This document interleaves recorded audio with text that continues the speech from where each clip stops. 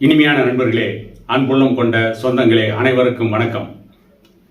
அதிமுகவின் பொதுச் செயலாளர் எடப்பாடி பழனிசாமிக்கு கல்தா கொடுத்த மாவட்ட செயலாளர்கள்.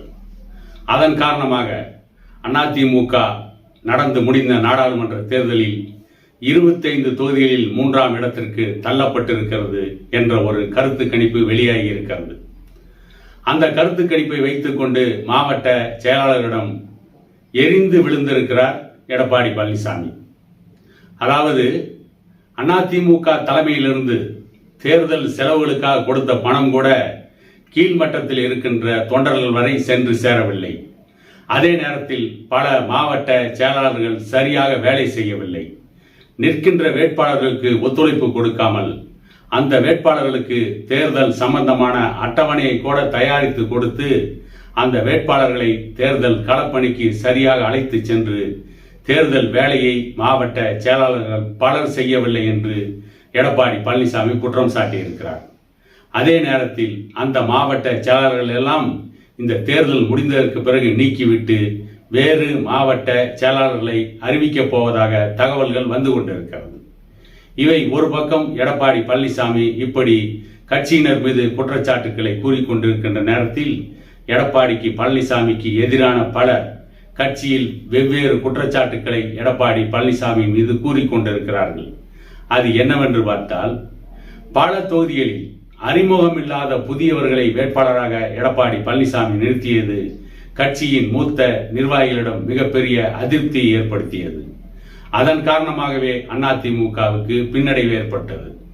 இறுதி வரை அதிமுக பாட்டாளி மக்கள் கட்சி கூட்டணி அமையும் என்று எதிர்பார்த்து காத்திருந்த நேரத்தில் எடப்பாடி பழனிசாமியின் தவறான நடவடிக்கையால் அதிமுக பாட்டாளி மக்கள் கட்சி கூட்டணி அமையாமல் போனது அதிமுகவிற்கு மிகப்பெரிய பின்னடைவு.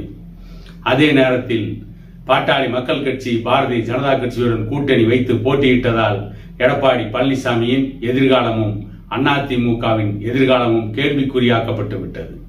இதற்கு காரணம் எடப்பாடி பழனிசாமியின் தவறான நடவடிக்கை என்று அந்த மாவட்ட செயலாளர்களில் பலர் குற்றம் சாட்டுகிறார்கள். அதே நேரத்தில் மாவட்ட செயலாளர்களை மதிக்காமல், குறிப்பாக சேலம் பாராளுமன்ற தொகுதியில் செம்மலை போன்ற சீனியர் தலைவர்கள், முன்னாள் அமைச்சர், முன்னாள் எம்எல்ஏ, முன்னாள் எம்பி என்று பல பொறுப்புகளை வகித்து மக்களோடு நெருங்கிய தொடர்பில் இருக்கின்ற செம்மலையை போன்றவர்களை ஓரங்கட்டிவிட்டு விக்னேஷ் என்ற புதியவருக்கு சேலம் பாராளுமன்ற தொகுதியில் சீட்டை கொடுத்து அவரை தேர்தலில் போட்டியிட வைத்து அவரை அழைத்து கொண்டு செல்ல வேண்டிய பொறுப்பை சீனியர் மாவட்ட செயலாளரிடம் ஒப்படைத்தது எடப்பாடிக்கு மிகப்பெரிய பின்னடைவு என்று மாவட்ட செயலாளர்கள் கூறுகிறார்கள்.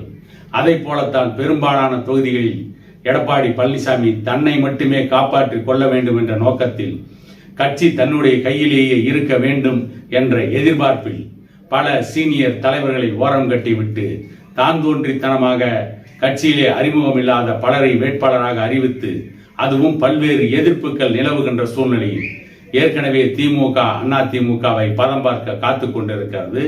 அதிமுகவிற்கு சரியான கூட்டணியை அமைக்க எடப்பாடி பழனிசாமி தவறிவிட்டார். பாரதிய ஜனதா கட்சி, பாட்டாளி மக்கள் கட்சி, தமிழ்நாடு காங்கிரஸ் போன்று 3வது அணியும் வலிமையாக தேர்தல் களத்திலே நிற்கிறது. இந்த நேரத்தில் அதிமுகவின் சீனியர்களான வலிமையான தலைவர்களை வேட்பாளர்களாக நிறுத்தாமல் அவருக்கு தேவையானவர்களை மட்டும் வேட்பாளராக நிறுத்தி மிகப்பெரிய பின்னடைவுக்கு காரணமாக எடப்பாடி பழனிசாமி அமைந்து விட்டார். ஆகவே தேர்தலுக்கு பிறகு எடப்பாடி பழனிசாமிக்கு எதிராக கலகம் செய்வதற்கென்று எடப்பாடி பழனிசாமி தலைமையிலான அதிமுகவிலேயே பல முக்கிய தலைவர்கள் முஷ்டியை உயர்த்தி கொண்டிருக்கிறார்கள் என்ற தகவலும் வந்து கொண்டிருக்கிறது. அதே நேரத்தில் ஒரு தொகுதியில் கூட அதிமுக வெற்றி பெற முடியாது. அதிமுக தமிழ்நாட்டில் இருக்கின்ற 39 நாடாளுமன்ற தொகுதிகளில் 25 தொகுதிகளில் 3ஆம் இடத்திற்கு தான் செல்லும். 3ஆம் இடத்திற்கு அதிமுக தள்ளப்படுவதை யாராலும் தடுக்க முடியாது.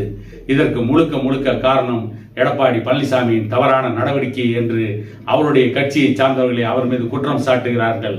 அதே நேரத்தில் தனக்கு எதிரானவர்களை களை எடுத்து விட்டு அதிமுகவின் தலைமையை தான் கைப்பற்றி ஜெயலலிதாவை போல ஒரு சர்வாதிகாரியாக அதிமுகவின் தலைமை பொறுப்புக்கு வர வேண்டும் என்று எடப்பாடி பழனிசாமியும் கங்கணம் கட்டி கொண்டிருக்கிறார். ஆக மொத்தத்தில் இந்த தேர்தல் முடிந்ததற்கு பிறகு அதிமுகவில் நடைபெறுகின்ற கழகம் ஒரு மிகப்பெரிய வான வேடிக்கையாக ஒரு தமாசாக, ஒரு நகைச்சுவையாக இருக்கும் என கூறிக்கொண்டு இன்னொரு காணொளியில் உங்களை சந்திக்கும் வரை உங்களிடமிருந்து விடைபெறுவது உங்கள் எடப்பாடி துரைசாமி.